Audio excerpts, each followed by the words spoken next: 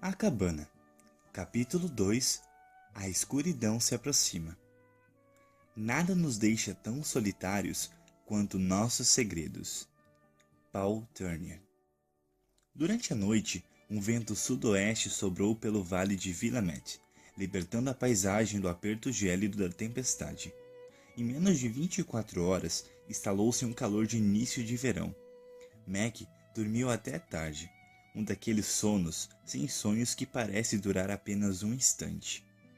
Quando finalmente se arrastou do sofá, surpreendeu-se ao descobrir que as loucuras do gelo haviam se dissolvido tão depressa, mas deliciou-se ao ver Nan e as crianças aparecerem menos de uma hora depois. Primeiro veio a bronca previsível por ele não ter posto as roupas sujas de sangue na lavanderia. Em seguida, uma quantidade adequada de exclamações que acompanharam o exame que ela fez no ferimento da cabeça. O cuidado agradou imensamente a Mac e logo Nan o havia limpado, remendado e alimentado. Mas não houve menção ao bilhete, sempre presente em sua mente. Ele ainda não sabia o que pensar a respeito, e não queria envolver Nan em algum tipo de piada cruel.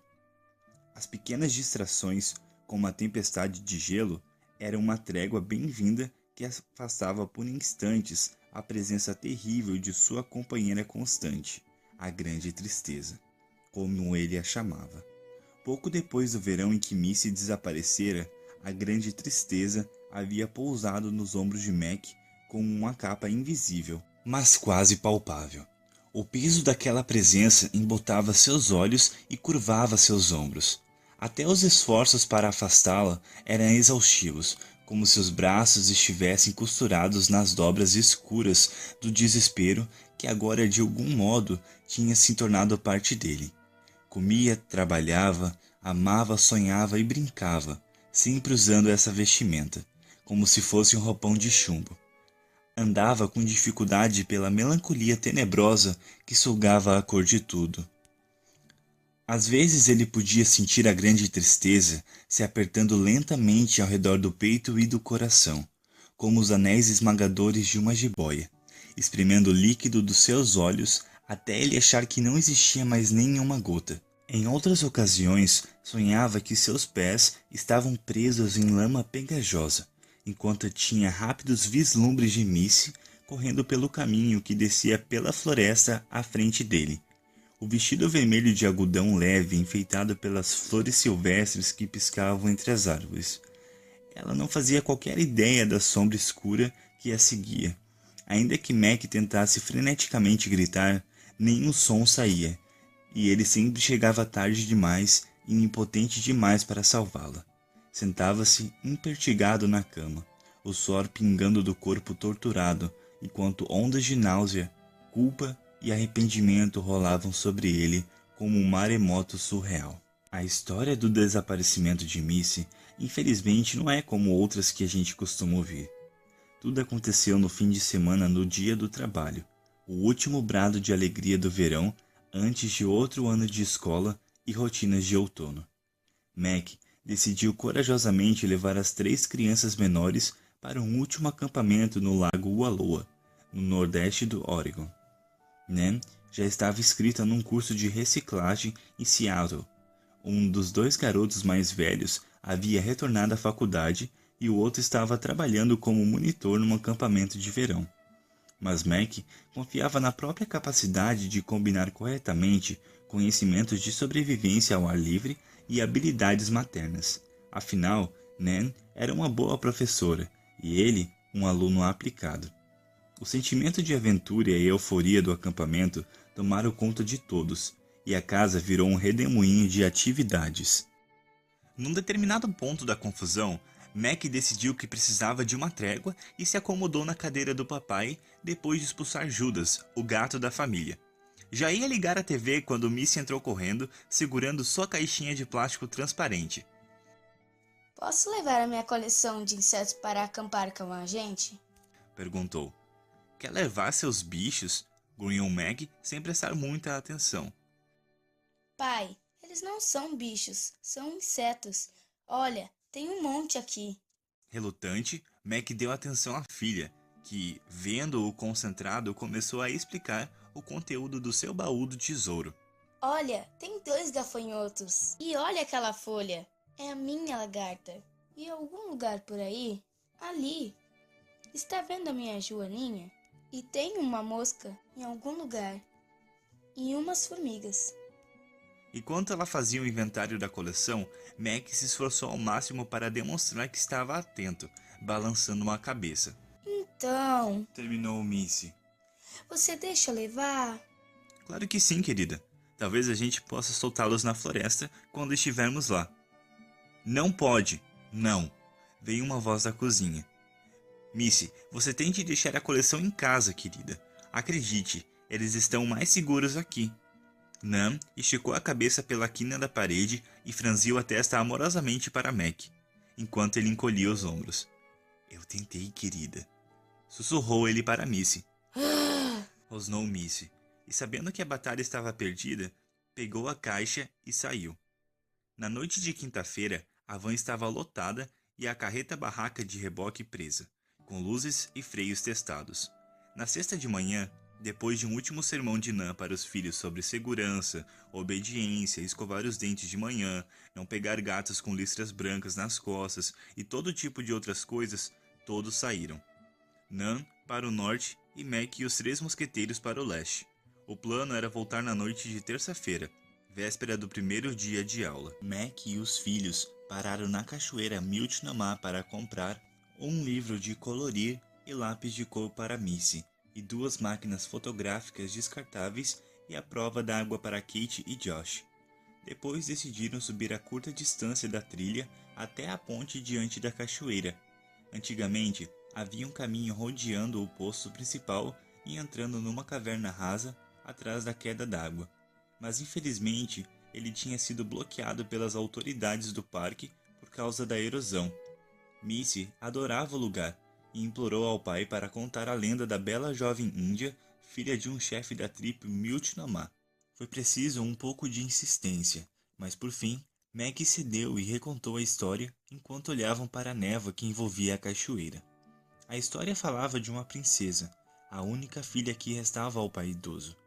O chefe adorava a filha e escolheu com cuidado um marido para ela, um jovem chefe guerreiro da tribo Clatsop, que a amava. As 2 tribos se juntaram para as comemorações do casamento, mas antes do começo da festa, uma doença terrível começou a matar muitos homens. Os anciões e os chefes se reuniram para discutir o que poderiam fazer contra a doença devastadora que dizimava rapidamente seus guerreiros. O curandeiro mais velho contou que seu pai, perto de morrer, já bem idoso, havia previsto uma doença terrível que mataria seus homens. Uma doença que só poderia ser vencida se a filha de um chefe, pura e inocente, oferecesse de boa vontade a vida pelo seu povo. Para realizar a profecia, ela deveria subir voluntariamente num penhasco acima do grande rio e pular para a morte nas rochas abaixo. Uma dúzia de jovens, todas filhas dos vários chefes, foram trazidas diante do conselho. Depois de demorados debates, os anciãos decidiram que não poderiam pedir um sacrifício tão precioso, sobretudo porque não sabiam se a lenda era verdadeira. Mas a doença continuou se espalhando implacável entre os homens, e finalmente o jovem chefe guerreiro, o futuro esposo, caiu doente. A princesa, que o amava muito, soube no fundo do coração que algo precisava ser feito, e depois de lhe dar um leve beijo na testa, afastou-se. Demorou toda a noite e todo o dia seguinte para chegar ao local indicado na lenda, um penhasco altíssimo acima do grande rio e das terras mais além. Depois de orar e se entregar ao grande espírito, ela cumpriu a profecia sem hesitar, pulando para a morte nas rochas abaixo. Nas aldeias na manhã seguinte, os doentes se levantaram saudáveis e fortes. Houve grande júbilo e comemoração, até que o jovem guerreiro descobriu que sua adorada noiva havia sumido. À medida que a percepção do que acontecera se espalhava rapidamente entre o povo, muitos empreenderam a jornada até o lugar onde sabiam que iriam encontrá-la. Enquanto se reuniam em silêncio ao redor do corpo destroçado na base do penhasco, seu pai, Tomado pelo sofrimento, gritou para o grande espírito, pedindo que o sacrifício dela fosse lembrado para sempre. Nesse momento, do lugar de onde ela havia pulado, começou a jorrar água, transformando-se numa névoa fina que caía aos pés deles, lentamente formando um lago maravilhoso. Normalmente, Missy adorava a história. A narrativa possuía todos os elementos de um verdadeiro conto de redenção, não muito diferente da história de Jesus que ela conhecia tão bem. Falava de um pai que amava a filha única e de um sacrifício anunciado por um profeta. Por causa do amor, a jovem escolheu dar sua vida para salvar o noivo e as tribos da morte certa. Mas dessa vez, Missy ficou quieta quando a história terminou. Virou-se e imediatamente dirigiu-se para a van, como se dissesse: tudo bem, não tenho mais nada para fazer aqui. Vamos indo. Deram uma parada rápida para um lanche junto ao rio Hood. Depois voltaram para a autoestrada que iria levá-los pelos últimos 115 quilômetros até a cidade de Joseph. O lago e o local de acampamento ficavam poucos quilômetros depois de Joseph. Quando chegaram, arrumaram tudo. Não exatamente como Nan teria preferido, mas do jeito que lhes pareceu melhor. Naquele fim de tarde, sentado entre as 3 crianças que riam assistindo a um dos maiores espetáculos da natureza, o coração de Mac foi subitamente inundado por uma alegria inesperada. Um pôr-do-sol de cores e padrões brilhantes destacava as poucas nuvens que haviam esperado nas coxias para se tornarem os atores centrais nessa apresentação única. Ele era um homem rico, pensou, em todos os sentidos que mais importavam. Quando acabaram de limpar os restos do jantar, a noite havia caído. Os cervos tinham ido para o lugar onde dormem. Seu turno foi substituído pelos encrenqueiros noturnos, guaxinins, esquilos e tâmias, que perambulavam em bandos procurando qualquer recipiente ligeiramente aberto. Os Phillips sabiam disso por experiência própria. A primeira noite que tinham passado nesses locais de acampamento lhes custara 4 dúzias de barras de cereal, uma caixa de chocolate e todos os biscoitos de creme de amendoim. Antes que ficasse muito tarde, os 4 deram uma pequena caminhada para longe das fogueiras e das lanternas do acampamento, até um lugar escuro e quieto onde pudessem se deitar e olhar maravilhados a Via Láctea, espantosa e intensa sem poluição das luzes da cidade. Mac era capaz de ficar horas deitado olhando aquela vastidão. Sentia-se incrivelmente pequeno, mas em paz. De todos os lugares em que a presença de Deus se fazia sentir, era ali, rodeado pela natureza e sob as estrelas, um dos mais tocantes. Quase podia ouvir o hino de adoração que os astros faziam ao Criador, e em seu coração, relutante, ele participava do melhor modo possível. Então, voltaram ao acampamento e depois de várias viagens aos banheiros, Mac enfiou os 3 na segurança de seus sacos de dormir.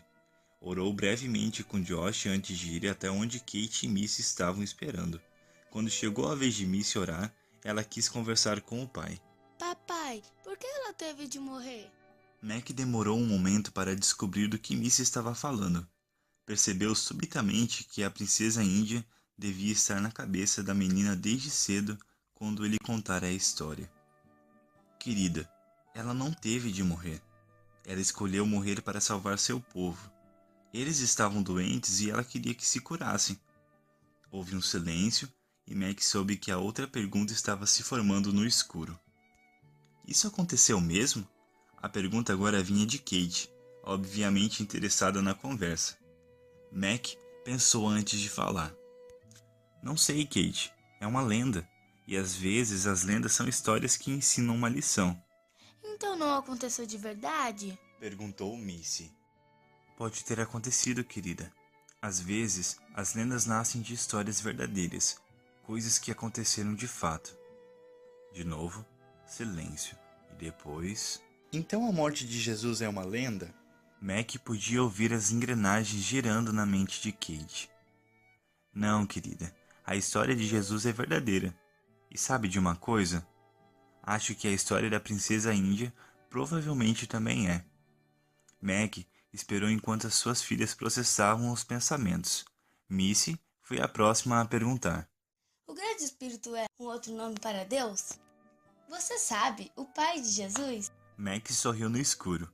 Obviamente as orações noturnas de Nan estavam surtindo efeito. Acho que sim, é um bom nome para Deus, porque ele é um espírito e é grande.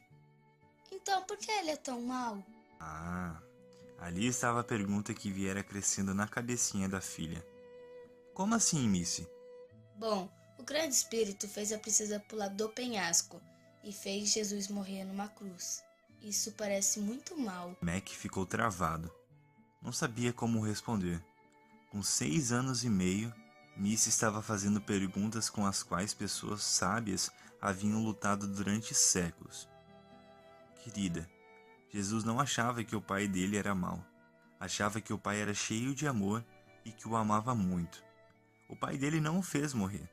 Jesus escolheu morrer porque ele e o pai amavam muito você, eu e todas as pessoas. Ele nos salvou da doença como uma princesa. Agora veio o silêncio mais longo e Mac começou a imaginar que a menina teria caído no sono. Quando ia se inclinar para lhes dar um beijo, uma vozinha com um tremor perceptível rompeu a quietude. Papai, Sim, querida. algum dia eu vou ter de pular de um penhasco? O coração de Mac doeu quando ele entendeu a verdadeira questão. Abraçou a menininha e a apertou. Com a voz um pouco mais rouca do que o usual, respondeu gentilmente: Não, querida. Nunca vou pedir para você pular de um penhasco. Nunca. Nunca. Jamais. Então Deus vai me pedir para pular de um penhasco? Não, Missy. Ele nunca pediria que você fizesse uma coisa dessas. Ela se aninhou mais fundo em seus braços. Está bem. Me dá um abraço apertado? Boa noite, papai. Eu te amo. E a apagou, caindo num sono profundo, embalado por sonhos bons e doces. Depois de alguns minutos, Mac a colocou suavemente no saco de dormir. Você está bem, Kate? Sussurrou enquanto lhe dava um beijo. Estou, veio a resposta murmurada. Pai, o que é, querida? A Missy faz perguntas boas, não é? Com certeza. É uma menininha especial. Você também é, só que não é mais tão pequenininha. Agora durma. Temos um grande dia pela frente. Lindos sonhos, querida. Você também, pai. Te amo demais. Te amo também. De todo o coração. Boa noite. Mac fechou o zíper do reboque ao sair. Assoou o nariz e enxugou as lágrimas que desciam pelo rosto. Fez uma oração silenciosa de agradecimento a Deus e foi coar um pouco de café.